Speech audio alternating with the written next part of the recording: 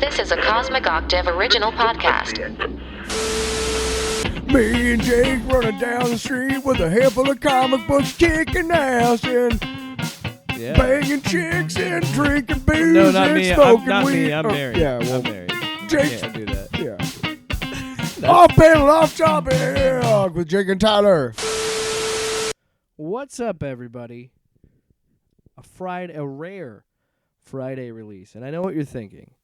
You're probably thinking, episode 67, why did it take so long to this get uploaded? Where was the episode on Monday? Well, all 5 of you, I do want to apologize.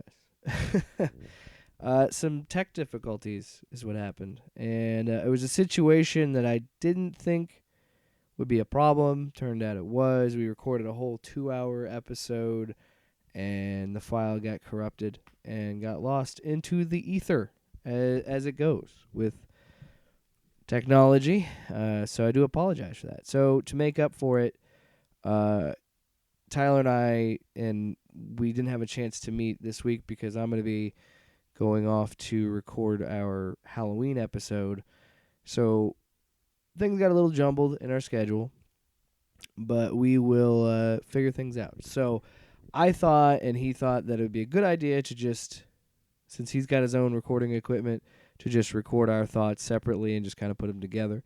And I want to talk a little bit about episode 8 and episode 9 of She-Hulk. I'll also put together his thoughts on episode 8 and 9, and we'll also do Andor. And that'll be pretty much it for this week, since I have to go record the Halloween episode. We're also going to have a throwback episode. Way back in February of 2021, when we used to do Tinfoil Radio, we did a whole episode about how the Snyder Cut created this like cult-like mentality. And it's actually a pretty interesting episode, giving how the stuff that came out about Warner Brothers regretting releasing it and feeding these trolls and all this other stuff, where we kind of talked about that a lot. So it is kind of a weird time capsule. I think I said some harsh things about Ray Fisher, and then I apologized for it later on this show. And now I don't think I'm back to disliking Ray Fisher, given the new information. Yeah, it's kind of crazy how that whole stuff occurred, and maybe we'll talk more about it on this episode. But it's an interesting throwback episode for you coming up on Monday. So we're releasing this on Friday and then giving you an episode on Monday. That's how we're making up for the mistakes that we made. Content.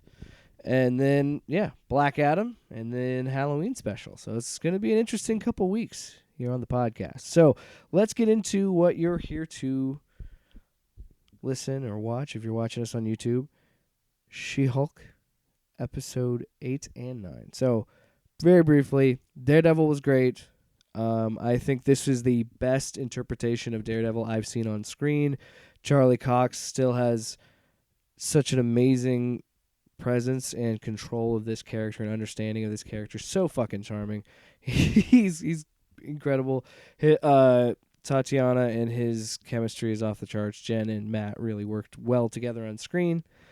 And yeah, I really enjoyed those two interacting. Pretty much all I have to say about episode 8 in a very brief frame, because I really, really enjoyed episode 8, and I really love this finale. So let's talk about the finale, most importantly. Now, I think there's people that are going to have... I have friends that I think have some valid criticisms of this episode and the show as a whole.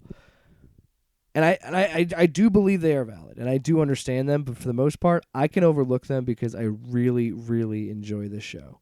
I fucking love this show. And this episode kind of really solidified that this is... and I know you could probably accuse me of someone who like gets swept up in the moment of these MCU shows, and that's fair. You could probably say that, but like when I think about all of the MCU shows top to bottom, I think I like this one. I think I would have to shuffle around. I think it would be She-Hulk, WandaVision, and Loki would definitely be my top 3. I think everything other than those, either I felt like could have been a movie, or they just seemed like they rushed it because it was only 6 episodes. And I really felt that with Moon Knight and Miss Marvel towards the end. And this show, yes, has its ups and downs. It's not a perfect show all the way through. I think, again, there's valid criticisms of it. But this episode especially really just solidified that these writers really knew what they were doing and really understood the character. I mean, like, okay, so the fact that we get an episode where she's locked up after her taking down all the screens at the award ceremony, and she's pretty much where Abomination was. She's got to wear the inhibitor. She can't turn into She-Hulk. She loses her job. She's living with her parents. It's all bad. Also, we got to even touch on the fact that the cold open for this show is the fucking shot-for-shot recreation of the 70s Incredible Hulk show. And I can't wait to hear Tyler's thoughts on that, because he's actually someone that was able to watch it. So I would love to hear his thoughts, but just me knowing what that, because I honestly thought it was like $6 Million Man for a minute, and I was like, no, wait a minute, that's the fucking, and the, like, when it went on the eyes, I was like, that's the fucking Incredible Hulk intro. And it was great. And the fact that the title card was the Savage She-Hulk, I thought that was a really nice touch. And then the fact that the narrator shows up later and she's like, no, we're not doing that. You know, this is still, and what is consistent about this show, and it drives me crazy, is people insist that this isn't She-Hulk, and I'm like, are you fucking kidding me? This isn't John Byrne She-Hulk. What are you talking about? What are you talking about when you watch this show? Because most of John Byrne's run is She-Hulk actively having a fight with him, the writer. And that's what this show has done the whole run. It's constantly having an interaction with you, the audience. And I think what's so funny, and Tyler will say this too, and Tyler will probably say this in his review of it, but it's the same shit. If they would just pay attention to the messaging, they would really like this show. All the chuds, all the fucking grifters that pretend to hate this shit, or possibly do hate this shit. Who knows at this point? But if they'd actually pay attention and not just immediately go into something wanting to hate it, they would understand that most of their gripes, the things they bitch about, are addressed in this show and are used as a joke against the MCU. It's the most self-referential the MCU has ever been. I mean, for fuck's sake, the way that this show ends is so insane and over the top and meta. It's fucking perfect for the character, because by the way, I don't have my phone up. Pizza time. I'm spoiling the shit out of this episode. How can I not? But there's a point where all of the storylines converge in a really ridiculous, over the top way that was effective. So we have her being, living with her parents, trying to figure out who's leading intelligentsia. Her friend gets a video of her twerking in college that puts it on the website that like gets her into a party with all the incels. Sorry, no, just chuds. I don't want to say incel. Yeah, fuck it, incel chuds. Who cares? I don't want to get banned. She goes to that party, or her friend Pug goes to that party. Then we eventually find out the Abomination's speaking at there. We also find out that Todd is the Hulk King, which is super obvious. And he wanted her blood because he talked about her. Like, they super telegraph that, which I think, again, is on purpose, which makes it so funny, is like it telegraphs everything it's doing. It's in on the joke. The whole show is silly. It is in on its. It knows it's being ridiculous. It knows it's playing with comic books, and it's playing with comic book tropes, and that's what John Byrne's run did. That's what made She-Hulk what she is. And again, people are overlooking that and seeing that there are valid, funny criticisms of the MCU. Just a shame. It's a shame. No, I really enjoy it. And so we find out Abomination is speaking. First of all, he transformed into the transformed into the Abomination. He is speaking at the intelligentsia thing. We also find out that Jen can't get a hold of Hulk. So there's that other plot thread they dangle.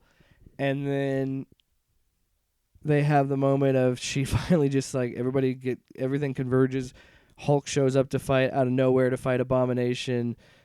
You have Titania breaking through the wall unexplicably. Like, how did she know that they were there? You know, shit like that. Where I was actively watching it, being like, there's got to be a joke here. Like, this.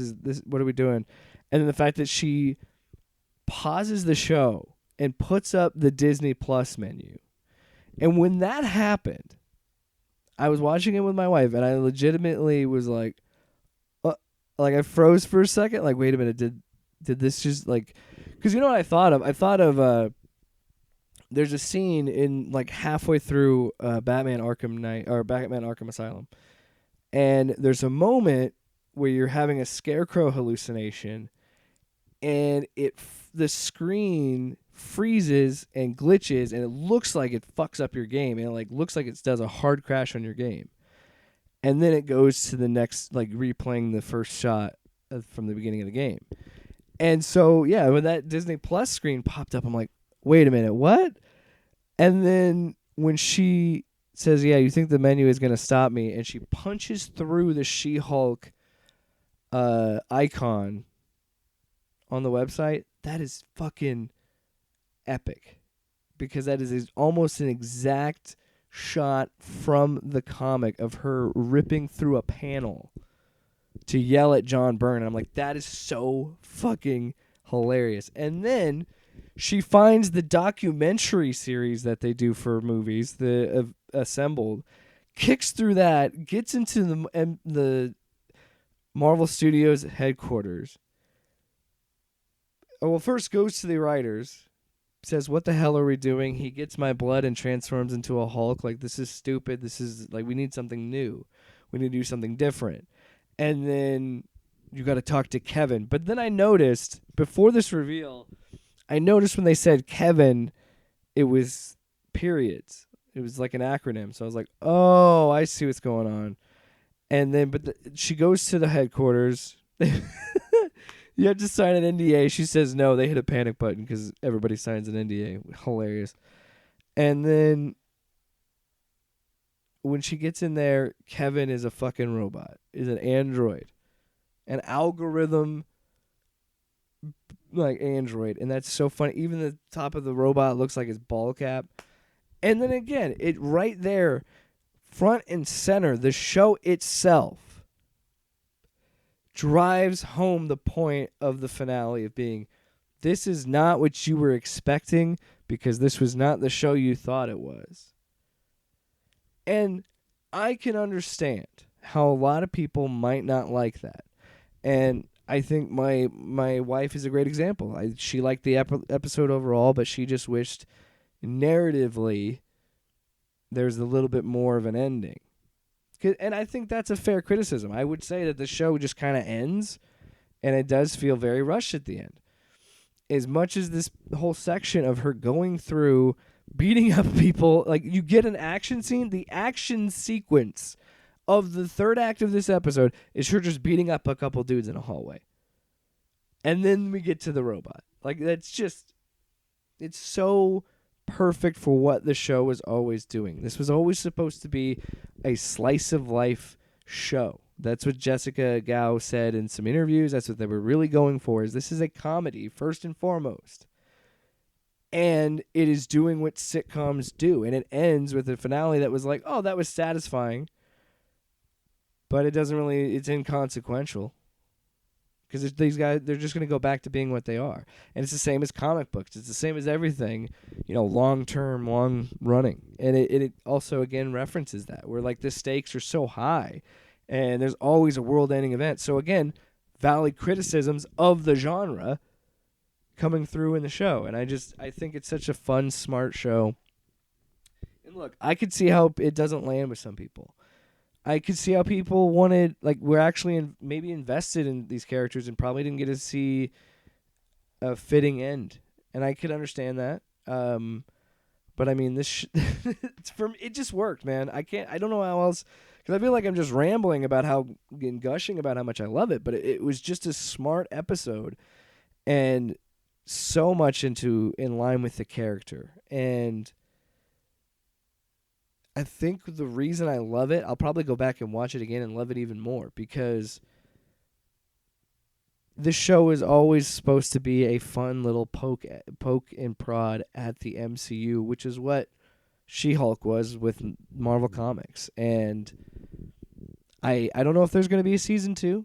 I think I would love a season 2. Also, another thing I forgot to talk about that I want to talk about, when she's talking to Kevin, she legit says, "When are we getting the X-Men?" Looks at the camera and winks, puts a thumbs up. And then there's a part where she's still She-Hulk, and Kevin is asking her to change because she's too expensive, which is in line with what the comics would say. And the fact that I don't think this is intentional as a joke, because of when this show was made. I do understand how some people might think the visual effects bit is a little insensitive. I feel like you could read that. Me personally, I thought it was just a joke and being like, this show is already done. We're working on Black Panther. Black Panther's. I think it was a wink and a nod to be like, okay, Feige said we have to kind of steer people into, hey, remember, in a couple weeks, Black Panther. Like that was like the MCU thing they had to do, was when they said the visual effects artist has moved on to another thing, they started playing the Wakanda like war drums. That's the way I could interpret it, but I also could see how people might think that's insensitive, given all this stuff with the visual effects artists and the whole video with Taika Waititi, and like I should have had the soundboard up for the Tiki Waititi, but I could see how somebody could read that, but me personally, I read it as they were just making a joke of like, hope you enjoyed She-Hulk, but now remember Black Panther. Like, I think that was kind of the joke, but could be wrong.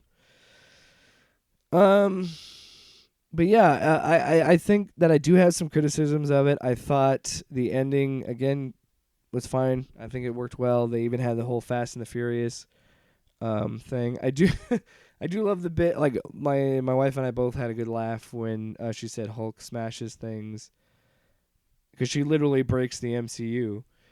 And he's like, you just smashed this. And she's like, yeah, well, Hulk smashes buildings. I smash bad writing. And sometimes Matt Murdock. Good laugh. They bring him back in. And I joked, or I thought after episode 8, I'd won the bet. I was like, he shows up in episode 8, whatever. But at the same time, I was like, is he going to show up? I hope he shows up in episode 9. Sure enough, he gets dropped in there because she just demanded it in the script, which is fucking so hilarious. And he's in costume. It's amazing. Then they had the Fast and the Furious barbecue, which is, I think, what they were trying to do. And if they weren't, funny unintentionally. But if they weren't trying that, still funny. One of my big gripes, though, is Hulk showing back up with Scar, his son, which I guess is trying to lay the groundwork for World War Hulk, but I don't know. It doesn't work as well, because you really need Planet Hulk for World War Hulk to be really effective. And it just, I don't know, man. That's just my opinion as someone who's read it recently. That's just how I think. But overall, I really enjoyed She-Hulk. I think Tyler would say the same. I have a great time watching it, and I'm not trying to implore any recency bias, but I think top to bottom, I really enjoyed it. When I kind of go back and I think about these shows, I do fall victim to recency bias sometimes with, well, this, Hawkeye just came out, I fucking love that the most, or, oh, Loki was the best, or da-da-da. I think I keep running into that, and for me right now, I think I've enjoyed this the most. WandaVision would probably be number 2, and then Loki number 3. I enjoyed Hawkeye, but I don't know. This is the one project I personally felt like it was fine in its length and the amount of episodes. I think it was fine being half an hour. I think there are some things where I just didn't really care about. There's some plot lines where I was like, eh. And I would have liked them to do a little bit more in the courtrooms, things like that. But at this point, for me, it's nitpicks. I enjoyed watching the show. And I do hope it gets to season 2, or at the very least, I hope and I think they're teasing that Jen is definitely going to be in a movie, but I like how they tease, like, maybe a movie. I don't know. Maybe a season 2. I do love the joke that they were going to make season 2 an elaborate or an extended dream sequence, which amazing. Anyway, I love She-Hulk. I will give it maybe on a scale of 5. I don't like doing 10. I feel like it's too big, so I will give it 4 She-Hulks out of 5 She-Hulks. Solid show. There's a couple things that I didn't like. Honestly, it might be a little bit nitpicky. I enjoyed it. Had a good time. Hope you did too. Here's Tyler's thoughts on She-Hulk. So here's my review of the finale of She-Hulk. I want to make it clear, first of all, that if you've not been a fan of the show so far, I got to be honest. The people that you're listening to that say that it's bad, and it may be yourself, it may be your own opinion, and that's fair. That's fine. If it's your own opinion, I find nothing wrong with you having your own opinion that the show sucks. It's when you blindly follow somebody else's opinion who's online making a lot of money off of a bullshit opinion that they don't even believe. But let me get that out of the way. The first thing is I mean, right away off the bat, I grew up with the Bill Bixby, Lou Ferrigno Hulk show. So obviously the intro with the 70s style is just right up my alley.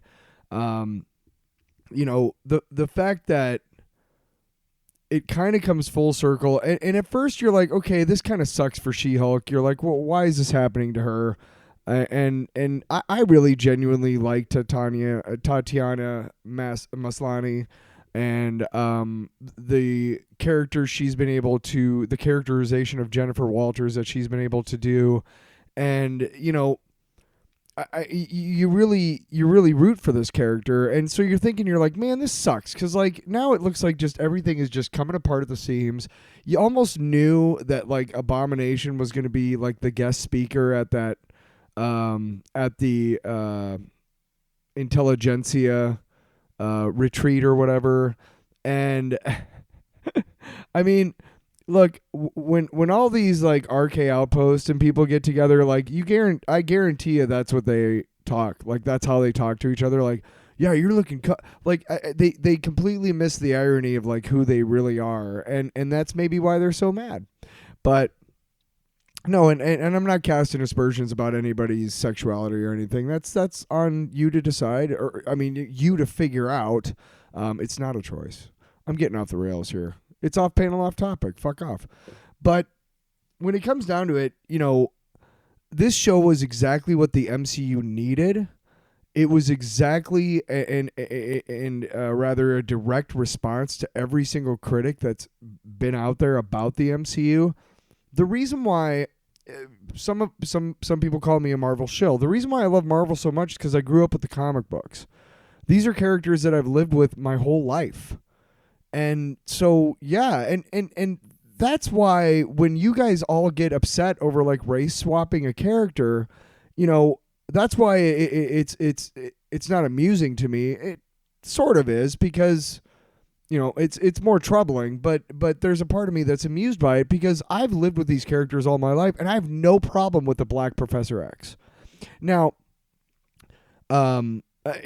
just saying, so just this is what I like about this show, is that it has done everything, every criticism that I have about the MCU, and there are some, is addressed with this show. It's directed head on at the audience, like, hey, you think this sucks? Well, this is, this.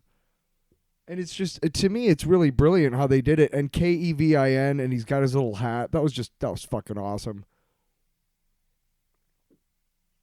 Now, Jake has brought to my attention, and I kind of knew this already, that John Byrne is a piece of shit. And back in, I can't remember when the first Fantastic Four, the Tim Story, I think it was Tim Story, was it? Who directed it with, Chris Evans and Jessica Alba and whoever else, I don't remember. The guy from The Shield. But way back then, when they cast Jessica Alba in that first as the first Invisible Woman, and he said, I'm pretty sure it was him. Yeah, it was John Byrne, and he came out and he was just like, well, you know, I mean, it just looks kind of trashy when you give a Hispanic lady like blonde hair, and it was like, jeez, Jesus, guy, wow, you know. And Jake and I have talked about on the show before how like Frank Miller is a great example. Now he's come back around a little bit, but it's hard to forgive him for like a lot of the shit he did. As much as 300 is a literal almost Bible of white supremacy, or rather supremacy of some sort.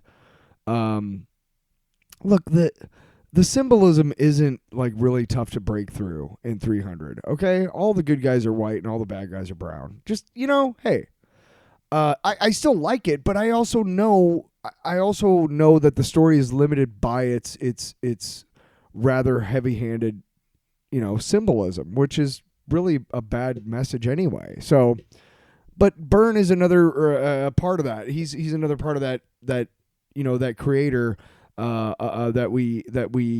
That I still like, even though I know, you know, Jake, I'm sure, has talked about in his segment why is he such a piece of shit. But that first Byrne run in late 80s, early 90s, Sensational She-Hulk, she was the first one to break the fourth wall. The moment where she breaks through the TV show into the Disney Plus app menu, like, that is straight up. Jake and I have talked about it many times. I brought it up on the show. There's I believe it's issue number 4 of Sensational She-Hulk, and she is dealing with this Dr. Bong guy who's got a big bell for a head, and she's trapped in this Bong vision. I know the symbolisms for like weed and stuff are all around, but it really has nothing to do with weed, honestly. Well, you know, maybe. But she rescues all these civilians through these who are also caught in this TV landscape, and then they're trapped. And she's like, no, and she rips through the comic page, and there used to be these full page, you know, spreads in the middle of comic books for like American Comics or Mile High Comics out of Denver, and it was all these back issue prices and stuff, pricing guide. And she like runs through, and she takes them across the little the full page, you know, the double page spread, and it's awesome. It's super awesome. And when she did that, I was like, yes, like this is yes.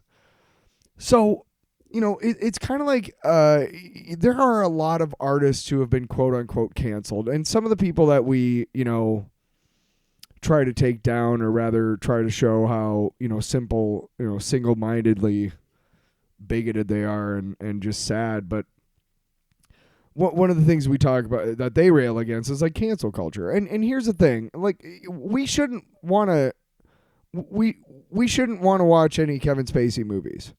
I think the only one that I've wanted to watch was like Usual Suspects, and that's directed by another pedophile and sexual predator. So it's like, you know what? That movie's just done for me.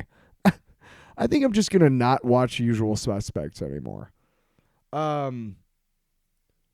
I don't watch X-Men 3 not because it's a shitty movie, because it has its moments. I don't watch X-Men 3 because I know exactly what Brett Ratner did to Elliot Page when he was acting as Kitty Pryde in that movie, and I know that he outed her, and you know right, okay, that's a whole nother thing. But the bottom line is that Brett Ratner was a piece of shit to him when he was her. So I don't watch that movie because it's like it's too I just don't want to watch, and knowing that actor went through it. There are a lot of things, you know, that musicians. I worked with a gender fluid person who is a huge Marilyn Manson fan, and I'm just like, really? Because Marilyn Manson is a piece of shit. And we started talking about like musicians and everything. Like, you shouldn't like Led Zeppelin. If you're against guys like being with underage girls, you shouldn't like Led Zeppelin. Or at least demand that Jimmy Page answers for kidnapping a 15-year-old girl for like 3 years and like keeping her captive in his castle. Yeah, look it up, man. Seriously. I'm just saying, like, there's a limit to some people's cancel culture, if you will, or being woke, I guess. I'm trying to think. There's another actor that really sucks, just sucks ass as a real person, and it's hard. Honestly, no. I know that there is. I can't think of it offhand, but right now, to me, if I know an actor's a horrendous human being or a reprehensible human being, like I don't want to watch anything that they're in. I just don't. I just really don't. And no, I just don't. But the bottom line is like, I think if there's one criticism I have, it's the Scar introduction. Both Jake and I were like, fuck that shit. And true, it's like, but if it's leading up to a World War Hulk thing type of thing, hey, great, awesome. But I really liked how they brought Matt Murdock back and Daredevil, and I liked how they had fun with that, and I liked how she had fun with like talking to her own writers. Just everything about the show to me, the episode was great. I was actually hoping that when I think it's Josh, the guy who injected himself with her blood and whatnot and turned into a Hulk briefly, I was really kind of hoping that he would do it and then he'd like explode. Like, to me, that would have been, just desserts, But I give She-Hulk absolutely, 12 stars out of 10 again. And you call me a Marvel shill all you want, but here's the big thing. Again, I've lived with these characters most of my life, and I don't have a problem when you race or gender swap them. So, I mean, maybe you guys need to get a life or just understand that, it's not that I'm not invested in these characters. It's just that I'm invested in the essence of these characters, and generally you can do the gender race swap if you want without losing the essence of the character. And the other thing too is that more people feel included in the conversation, and that's what it's all about to me. It's always what it's always been about. I grew up in a time when everywhere I looked there was an example of a successful, heroic white person for me to look up to. And if you have a problem with that changing, so that because more kids are not white, then I don't know, man, because you're not a kid. You don't need to, I don't know, man. But you know what it's time for? It's time for Tyler's